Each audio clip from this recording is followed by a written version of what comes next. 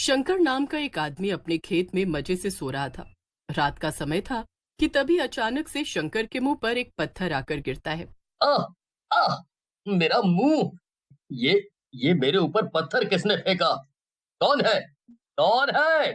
दिन दहाड़े किसका इतना दिमाग खराब है? हे भगवान! ये क्या हो रहा है? पानी और बर्फ का तो पता था, पर ये पत्थर की बारिश कब से होने लग गई? जमाना बड़ा खराब हो गया है। अब आसमान से कुछ भी बरसता है। शंकर भागकर अपने घर की तरफ जाने लगता है, लेकिन तभी उसकी नजर जमीन पर पड़ती है। असल में यह आसमान से पत्थर नहीं बल्कि हड्डियां गिर रही थी। हे भगवान! ये तो कंकाल के टुकड़े हैं। हड्डियां ये आसमान से कैसे गिरने लगी? लगता है कि कोई भूत प्रेत का चक्कर है। भागो रे बाबा भागो! शंकर देखता है कि गांव में हड़कंप मचा हुआ था और लोग इधर उधर भाग रहे थे। अचानक से हड्डियां गिरना बंद हो जाती हैं और फिर खून की बारिश होने लगती है। बारिश इतनी तेज होती है कि पूरे गांव में खून ही खून भर जाता है और खून की बाढ़ आ जाती है। कुछ लोग तो अपने घरों में जाकर छिप जाते हैं, मगर कुछ बहकर चले जाते हैं। थोड़ी देर बाद जब बारिश बंद होती है और बाहर के हालात सुधरते हैं, तब बचे हुए कुछ लोग बाहर आते हैं। ये सब आखिर हुआ क्या? ये कैसी भूतिया बारिश थी कि गांव के आधे लोगों को अपने साथ ले गई। ना जाने वो लोग कहाँ गए होंगे। अब हम उनका पता कैसे लगाएं? अरे तुम्हें उनकी पड़ी है। पहले अपने आप को तो बचा लो, वरना थोड़ी ही देर में तुम भी उन्हीं के पास पहुंच जाओगे। पहले तो आसमान से हड्डियां गिरी और फिर कितना सारा खून। मानो या ना मानो, इस सब के पीछे जरूर किसी भूत या चुड़ैल का हाथ है। हाँ। अरे मगर जो लोग बारिश में बहकर गायब हो गए उनका क्या? वो क्या मर गए? नहीं नहीं, ऐसा नहीं हो सकता। ऐसा होना भी नहीं चाहिए। क्या पता, लेकिन हमें गांव छोड़कर शहर चले जाना चाहिए, क्योंकि अगर वो बारिश दोबारा हुई तो हम सब मारे जाएंगे। बाकी सब बचे हुए गांव वाले शंकर की बात से सहमत हो जाते हैं, मगर एक औरत जिसका नाम ज्योति था वो कहती है, नहीं, हम गांव छोड़कर कैसे जा सकते हैं? जब भूतिया बारिश हुई तब मेरी बेटी मीना बाहर खेल रही थी। वो भी अब गायब है। हम सबको मिलकर गायब लोगों को ढूंढना चाहिए। हम ऐसे कैसे उन्हें जाने दे सकते हैं? हाँ हाँ, तुम एकदम ठीक कह रही हो। मेरी गाय भी लापता है। मैं उसे ऐसे मरने के लिए तो नहीं छोड़ सकती हूँ ना। अरे लेकिन वो सब गायब नहीं हुए। वो सब तो। नहीं, इसके आगे कुछ मत कहना। अगर तुम लोगों को यहाँ से जाना है तो अपना बोरिया बिस्तर बांधो और चले जाओ। मैं तो गायब हुए लोगों को और अपनी मीना को ढूंढ कर रहूंगी। अरे अरे गांव वालों, इसे छोड़ो, ये तो सचमुच पागल हो गई है। हाँ, हम सब गांव छोड़कर चलते हैं, वरना हम भी बेमौत मारे जाएंगे। इसे अगर मरना है तो शौक से मरे। हाँ। ये सुनकर सभी गांव वाले हैरान रह जाते हैं। सभी गांव वाले गांव छोड़कर जाने की बात से सहमत थे, लेकिन तभी अचानक से आसमान में बहुत तेज बिजली कड़कती है और सब लोग डर जाते हैं। ये क्या? फिर से बारिश होने वाली है क्या? अरे भागो रे! अपनी अपनी जान बचा के भागो! नहीं नहीं, हमें जल्दी अपने घरों के अंदर जाना चाहिए।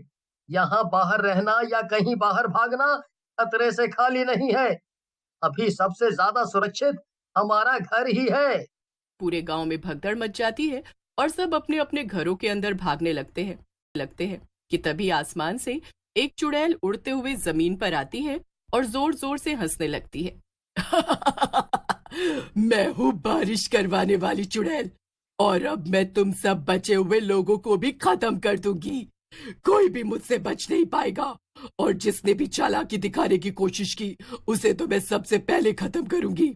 सभी लोग अपने अपने घरों में छिप गए थे, मगर वो खिड़की से चुड़ैल को साफ साफ देख पा रहे थे। शंकर और ज्योति साथ में ज्योति के घर में छिपे थे। वो जब खिड़की से बाहर बारिश की चुड़ैल की बात सुनते हैं तो घबरा जाते हैं। हे भगवान! ये तो सचमुच कोई चुड़ैल है। हमें जल्द से जल्द यहाँ से भागना चाहिए। मैं कब से एक ही बात कह रहा हूँ, मगर कोई भी मेरी बात पे ध्यान क्यों नहीं दे रहा है? क्या तुम सबको मरने का।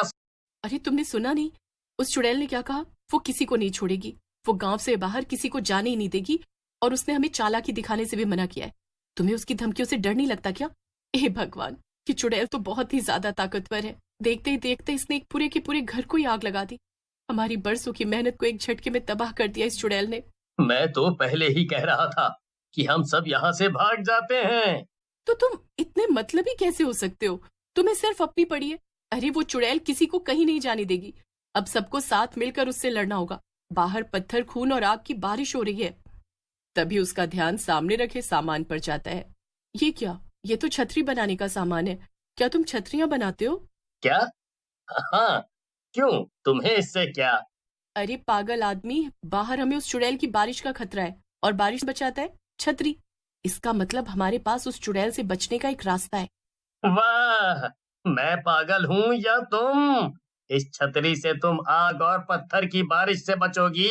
पहले तो वो चुड़ैल तुम पर हंसेगी और फिर तुम पे पत्थर बरसा बरसा के तुम्हें मार डालेगी। मेरी पूरी बात तो सुनो। तुम कपड़े की छतरी मत बनाओ। मैं तुमसे एक ऐसी छतरी बनाने के लिए कह रही हूँ जिससे कि हम उस चुड़ैल से लड़ सके। होगी एक लोहे की छतरी जिस पर पत्थर और खून की बारिश का कोई असर नहीं होगा। तुमने फायर प्रूफ कपड़ों और हथियारों के बारे में तो सुना ही होगा ना, ऐसी चीजें जिनमें आग नहीं लगती है। तो बस तुम्हें वैसी ही छतरी बनानी है। लेकिन मेरे पास तो सिर्फ छतरी बनाने की कला है। ये जैसी छतरी तुम बनाने को कह रही हो, उसका सामान मेरे पास नहीं है। उसके लिए तो हमें कलुआ लोहार से सामान लेना पड़ेगा। तो ठीक है, जैसे ही रात हो जाएगी हम उसके घर जाएंगे और हम लोग सभी गांव वालों को भी अपने प्लान में शामिल कर लेंगे। फिर हम उस चुड़ैल को आसानी से हरा पाएंगे। रात होते ही ज्योति और शंकर काम पर लग जाते हैं।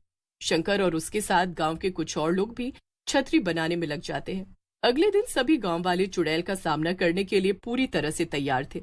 अगले दिन सुबह होते ही चुड़ैल फिर से वापस आ जाती है। कहाँ हो गांव वालों? देखो मैं आ गई।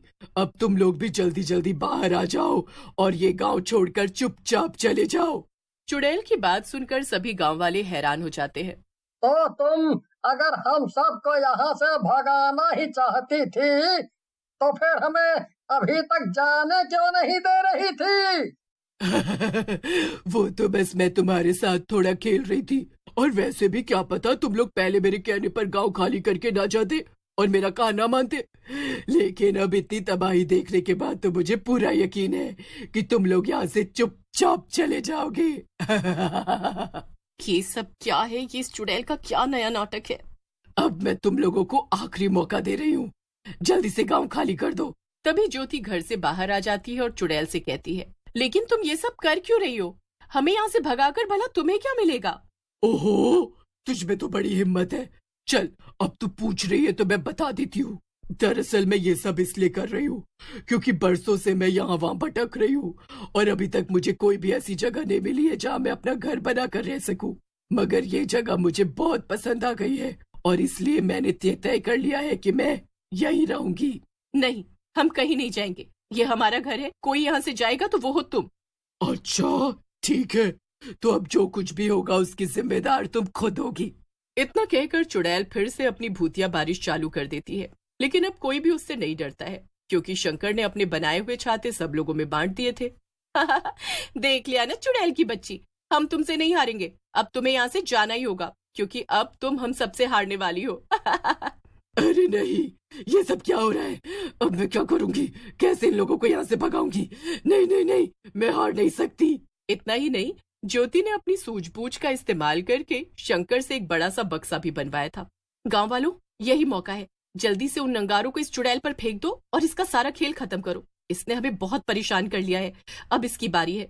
सही मौका पाते ही लोग चुड़ैल पर उन अंगारों को फेंक देते हैं और चुड़ैल जलन के मारे तड़प उठती है। देखते ही देखते चुड़ैल उन अंगारों से जलकर राख हो जाती है